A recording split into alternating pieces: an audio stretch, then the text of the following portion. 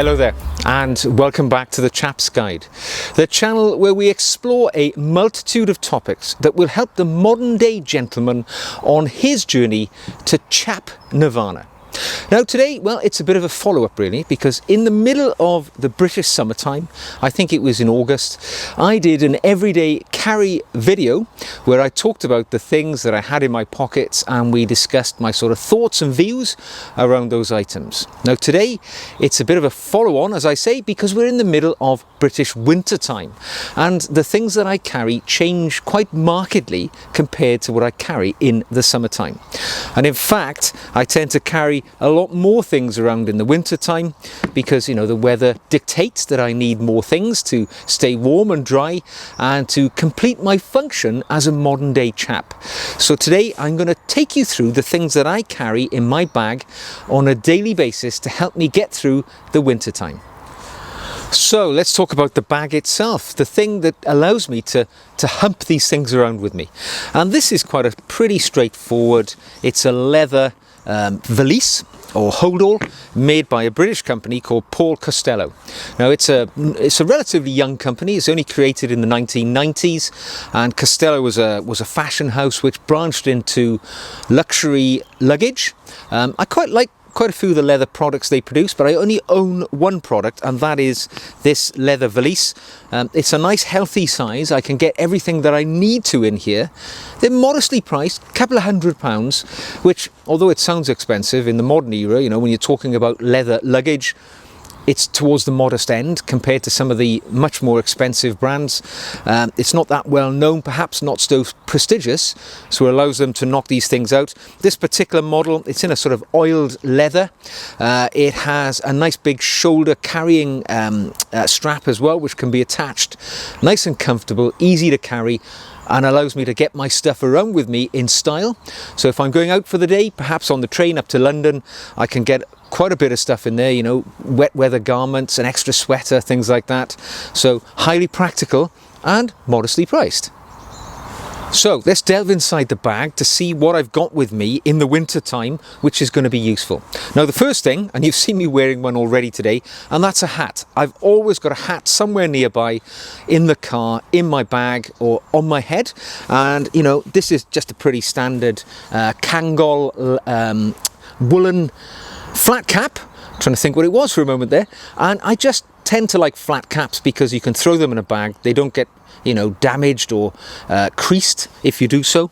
And I do like a hat in the winter because, as you can tell, I'm a bit short on the hair front, and a hat just, you know, stops the head getting wet, keeps the head warm on those occasions where you get a cold snap or it starts to rain unexpectedly.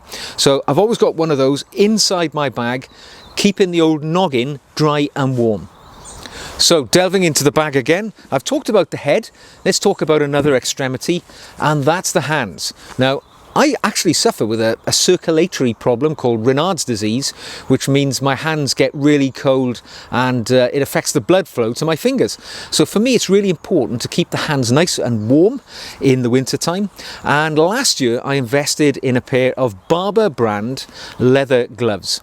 Now, these are really nice. They've got faux leather, you know, detailing around the cuff. And when you put them on, they're nice and warm. And you know, they've got a lovely sort of moleskin or something on the inside, which keeps the hand nice and warm and dry. Looks great with, I mean, I've got a Barbour jacket on here, as I often wear in the outdoors, and you know, this Barbour dark brown leather glove goes perfectly with it, fits inside the cuff, keeps the hand lovely and warm.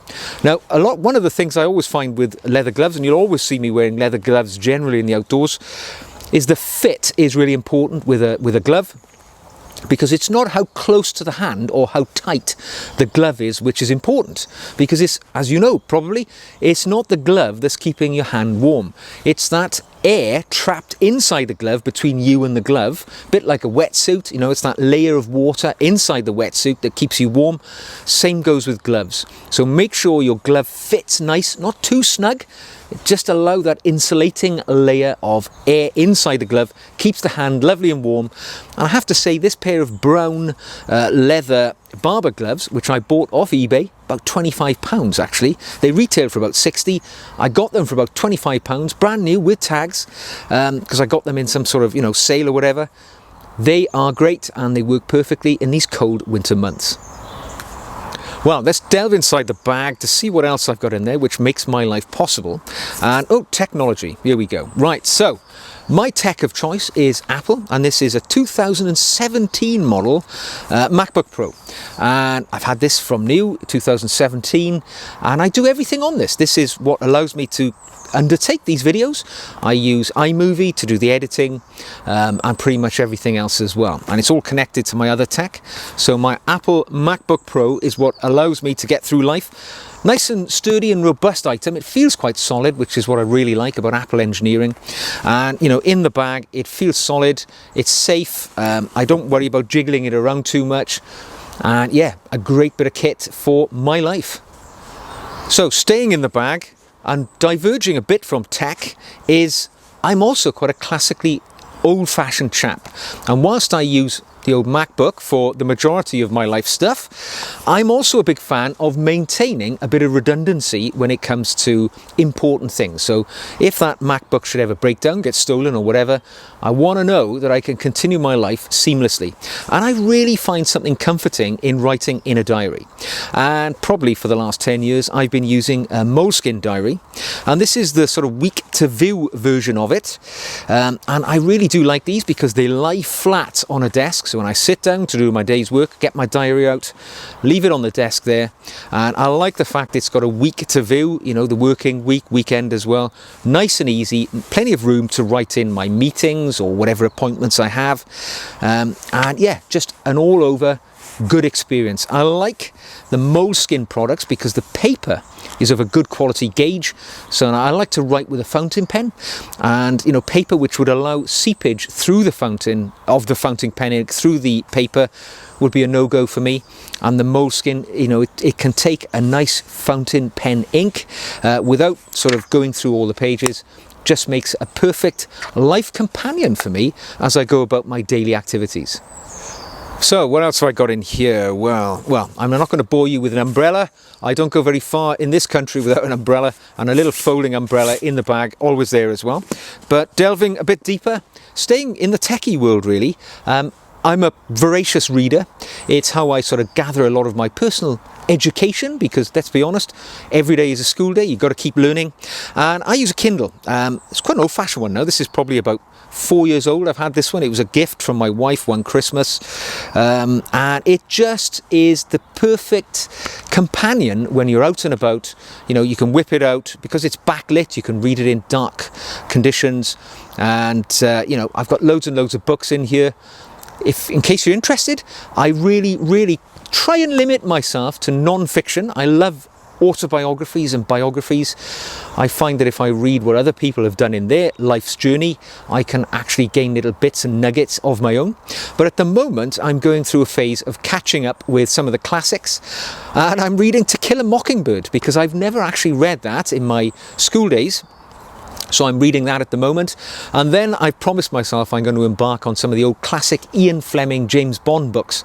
I read them years ago when I was a boy, and I just think I'd gain something more from reading them all over again. So the old Kindle, it's great just to have the capability to read anywhere on the go without bulky books and things like that.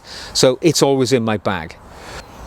Now again, an update from my last everyday carry video, and in that one I talked about my wallet and how I was carrying a wallet which I'd had for many years, which was, you know, associated with my previous occupation, which involved carrying a badge. Now that's all behind me. I've retired from that life, and I needed, as something in that transition, to purchase a new wallet to mark the fact that I no longer needed to carry an official credentials in my back pocket. And I chose, and I shopped around for a while, and I took some advice from subscribers, but ultimately I chose a wallet from a brand called Aspinall's of London. Now again, this is a British heritage manufacturer, not that old, it's only been around a few decades, but they make lovely, again, sort of well constructed but modestly priced leather products. And in this case, I went for a cognac coloured bifold wallet. Now I know the fashion these days is to have smaller and smaller wallets in which people merely carry their cards.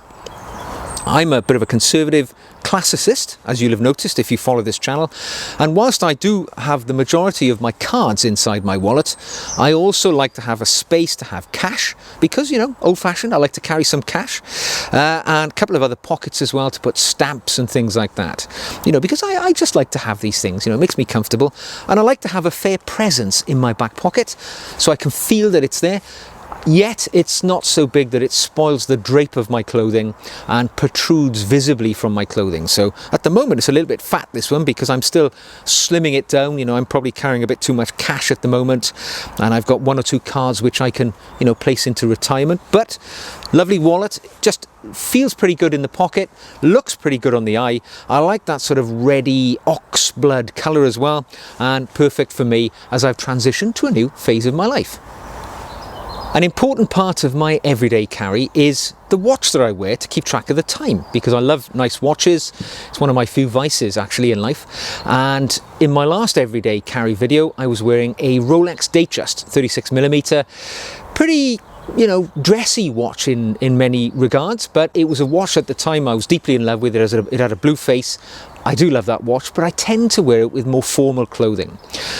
As I spend a lot of time in the outdoors, I don't often wear that watch when I'm up in the woods. I want something tough and robust that, you know, feels like that in a wristwatch. And mostly in the wintertime, I tend to wear, staying with the same brand, I tend to wear the Rolex Submariner watch, because it's really rugged. It feels like a tank, you know, it's a really bomb-proof piece. And although I've got a number of other watches, I've often thought, you know, if there was a zombie apocalypse and I could only grab one watch which I knew I'd have to wear for, you know, the next 6 months in a survival situation, what would I pick? And it would have to be the Sub. The Submariner is just so tough, you know, water resistant, 300 meters, and it just has that totally bomb-proof feel to it. You know, you can hammer nails in with this if you needed to, and it just feels like that. So I like to wear this one because you can sling it on the wrist, and whatever will unfold in front of you in the day, you've got a watch that can take it on. And at the end of the day, if I needed to put a tuxedo on, well, I could wear this watch. James Bond does. So it's nice to have that catch-all watch, tough and rugged, yet smart and stylish as well. Now, my final item that I'm going to show you today, again, is an update from my last EDC video. In the last one, I showed you my iPhone 6S, a phone I'd been carrying for 5 years or so, and desperately wanted to cling on to it because I enjoyed it, I liked it, it was a good phone, and I didn't like the fact that phones were getting bigger and bigger and bigger. Fortunately, I don't know whether the good folks at Apple were aware of that, and that many of us chaps don't like these increasingly bulky phones. And they brought out the iPhone 12 mini, which was a great option for me personally, because, you know, I just didn't want an ever bigger phone that I couldn't fit into a pocket or a back pocket in my trousers where I tend to keep it. So I invested in the iPhone 12 mini in the last round of iPhones when they came out. I went for a blue, and I've paired it with a nice leather blue case, which protects it quite nicely, and I just love this phone. It's actually smaller than my iPhone 6S in overall size, yet obviously it's far more capable. It's got a magnificent camera on it, allows me to take great photographs, and it's just more capable all around, yet for no significant increase in size. In fact, it's a bit smaller. So I was absolutely delighted to add an iPhone 12 mini into my everyday carry just very recently, a couple of weeks ago in fact, and I'm loving the upgrade to the tech. So goes to show they do listen, you know, they're not getting bigger and bigger, sometimes smaller. It actually works for us chaps, and for me really did in this case. So iPhone 12 works for me. So there we go, folks. I hope you've enjoyed seeing what I carry around with me on a daily basis. Some old-fashioned things like gloves and hats and diaries that you can still write in, bizarrely, yet, you know, keeping pace with modern tech as well. Because at the end of the day, I'm quite a conservative and classic guy, and I like a balance of the old and the new in my life. That's what works the best for me. So I hope you've enjoyed this video. If you have, don't forget, give us a thumbs up, click that subscribe button, and please do share with me what you have found great in your everyday carry that you think I might like, because, you know, leave it in the comment section below. I'd be delighted to hear what you have in your pockets and in your bag, wherever you live in the world and whatever activities you undertake. And yeah, I look forward to engaging with you again soon here back at the Chap's Guide. Until then, take care, look after yourselves, carry what you need in good health, and I'll see you again very soon.